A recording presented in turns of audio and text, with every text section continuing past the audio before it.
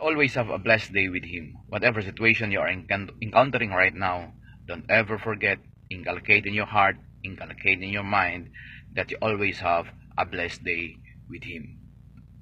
So this morning, I'm going to ask you, na-maximize mo na ba ang potential mo? Na-maximize mo na ba ang capacity mo? In your own thinking, just evaluate yourself. Para sa'yo, na-maximize mo na ba ang galing mo, ang abilidad mo?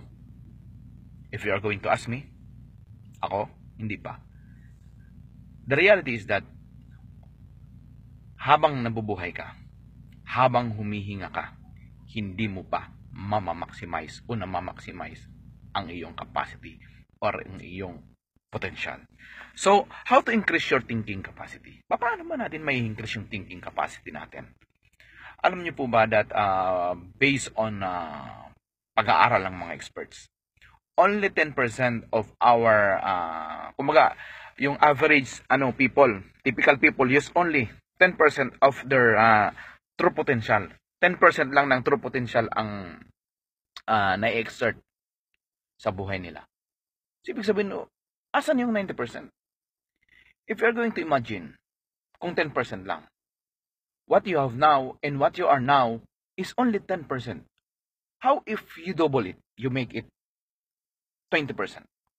Mag-excel ka. So what will happen? Ibig sabihin, what you have now and what you are now, it will be doubled. Diba? So, ang nangyayari kayo sa atin, we're so focused sa mga bagay na hindi naman natin kinakafokusan. If you're going to evaluate yourself, sa maghapon mo na ginagawa, na dapat mong gawin, ilang oras ba ang nailalagak mo talaga?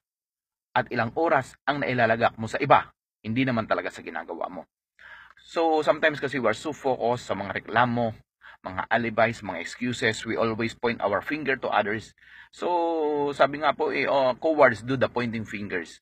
So, we always blame others. That is the reason why hindi po tayo, hindi na ma-maximize ang effort natin. Pero, sayang, kung isipin, sayang po ng 90%. But the reality is that we can maximize our effort, our thinking, our true potential, our capacity. Okay? So, mayroon po ang tao po, mayroon pong huge capacity for improvement. Kayang-kaya natin yan. Ang utak kasi natin minsan, boundary na, tama na ito. Okay na, makontento ka sa kung anong meron ka. And there's nothing wrong about it. So, do kontentado ka sa kung anong meron ka, but it doesn't mean na hindi mo na yan mapapalaki, mapapalago, madodoble, matitriple.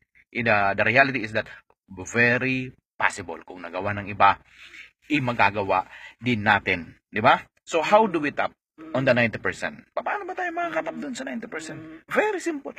By changing our mindset and changing what we do. Ano bang iniisip mo? Ano bang utak mo? O pag-iisip mo? Change it gradually. Not, hindi biglaan. Gradually. Baguhin mo yung pag-iisip mo at baguhin mo ng dahan-dahan yung ginagawa mo. I tell you, makikita mo ang sarili mo na mas malaki ang napapangyari mo sa araw-araw. So instead of focusing sa mga alibis, mga excuses, mga blaming others, focus on what you really need to do. Evaluate yourself. Kaya mo naman yan. Evaluate mo instead of evaluating others, evaluate yourself. Makita mo kung asan talaga ang effort mo, in-exert mo. O baka naman in-exert mo yung oras mo, effort mo sa pagkwentuhan lang dyan sa katabi mo kung kanino pa man. So the greatest challenge you will ever face is that of expanding your mind. So we need to expand our mindset. We need to expand our mind. Okay? So let's make our life a masterpiece. The reality is that opportunity is all around us. Nakakapalibot lamang po yung oportunidad sa buhay natin. Napakarami po. All that you need is already given. The Bible says, since the creation of mankind, He has given already all that you need. So wala ka nang hahanapin pa. Lahat ng kakailanganin mo, provided na yan sa atin. So kailangan lamang po na pagtrabahuan natin ito. Let's work hard for that. And I know, whatever things that you need for you to be successful, it's already given. Lahat na yan. So, what matters most is that where you put your focus. Okay? So, evaluate yourself. Saan mo ba talaga nilalagay ang focus mo? Kung opportunity is all around us, ibig sabihin, everybody pwede pong maging matagumpay sa buhay na ito. So, before pa ako magtapos, I just want to share to you that concentration is the key that opens the door to accomplishment. So, that is the first law of success.